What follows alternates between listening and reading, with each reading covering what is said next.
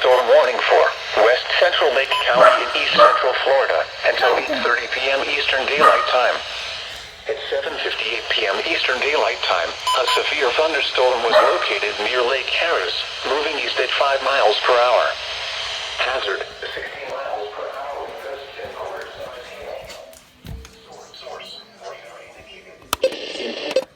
Hail is expected.